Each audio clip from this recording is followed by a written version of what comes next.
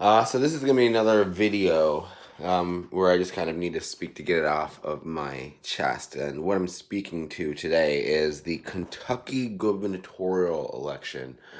Um, so the story came to me as it came to everybody through the mainstream media, saying, "Hey, look at this person, a Democrat, won in Kentucky." And to be honest, I was like, "Wow, that's interesting."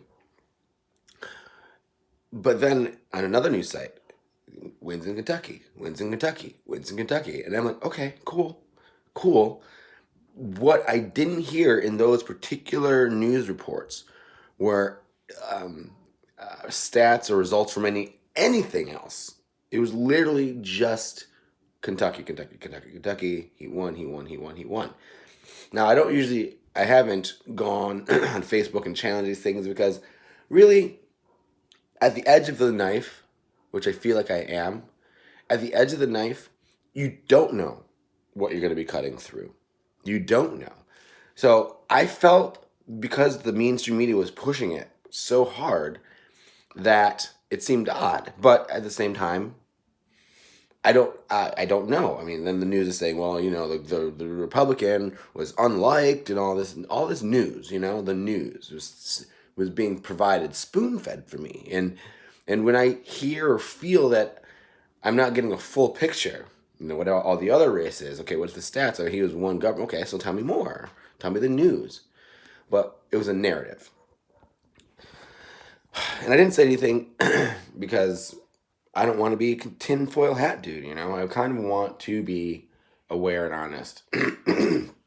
But now it's coming out, and almost a couple days later, you don't have to wait long. That there were some um, let's just say calling it too early in terms of who won, and then blasting it on the news because I don't know. They're saying they right. The news, the different sites are saying that it's like 0.5% in like a recount, and like there's people who were kicked off, and there's like lots of stuff going on. I don't know, but what I do know is that the media jumped on this story and pushed it hard to uh, create a narrative that Democrats can win, and that's fine, but that's not the point of news. What would have been an interesting story? Like, oh, wins in Kentucky, and this person won over here, and this person won over here. I'm not going to. I'm sorry, I'm not going to go and do the research on which Republican versus Democrat won because that's not the way I interacted with it. I don't really care. But when something is put in your face, you're like, okay, well, let me look at it. Um, so all I'm saying is it's interesting to watch the media have stories and when they push, and then the push back. You know, it is. I mean, we got to get rid of this two-party system. I mean, apparently these people. I mean, according to Ocasio Cortez, when on their first day they go in, they all meet, and then they split up, and then when they split up, they say our job is to make sure they don't win. It's like what? That's not the way the game should be played. And the fact that there's been media control for so long, and and here's the thing. I guess I'm gonna have to leave it at this. It's when I say media control, you might be thinking, oh, it's controlled by people. Ones, me, some others may say, oh, the CIA or the Dems or the deep state. But it's actually a little worse than that. Media control is media conditioning. Oh, a Democrat won in Kentucky. It's like, okay. It's like, you have to understand there is a difference between conditioning and information. Say, for example, I say, and I heard this on NPR like 3 years ago, and I was like, here we go. I used to listen to you all the time. Like a news reporter, commentator was asking a person, I don't remember who, but the way he said it, this was what he said. But don't you think that Trump's actions are irredeemable when placed in context of the particular matter at hand, which I think was Russia. Now, the problem with that question is that's not what you're supposed to do. You're supposed to say, what do you think?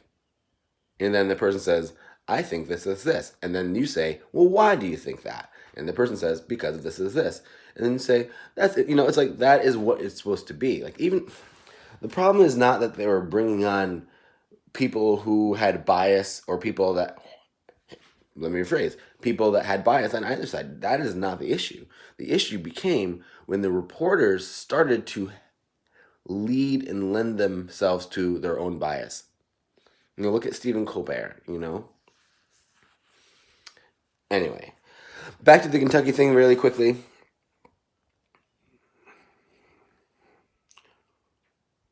When I heard it, it seemed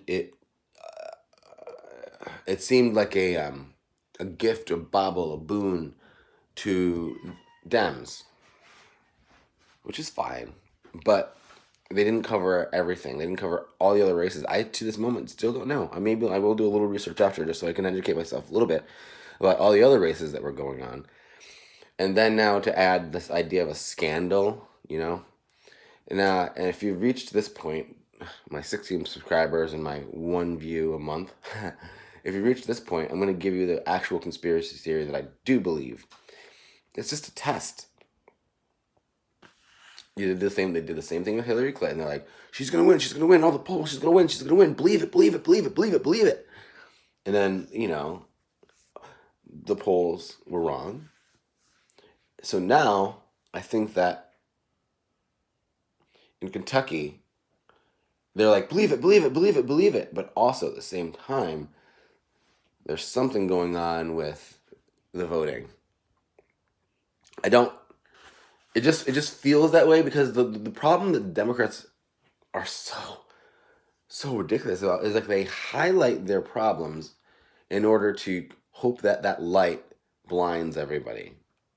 And then they're like, okay, because they think we're stupid. That's it. They think we're stupid. Okay, all right. I'm off the rails. Listen. And if you reached this point, I'm going to say one other thing. You see I have this hat on. It's so nice to wear. It's very comfortable. They're building something next door, and I was looking over the fence, and I had my MAGA hat on, and like the guys over there kind of got nervous, and I took it off. I'm like, oh right, oh gosh, you're nervous. I mean, they were speaking Spanish, so that's all I'll say. And they're like, oh, I'm like, oh, and I took it off for a second, and I'm like, you know what? I don't care that they're working over there. That's cool. I'm looking at the fact that there's a construction site next to my house. It's like, I'm literally just looking over there because they have a gosh darn construction site next to my house.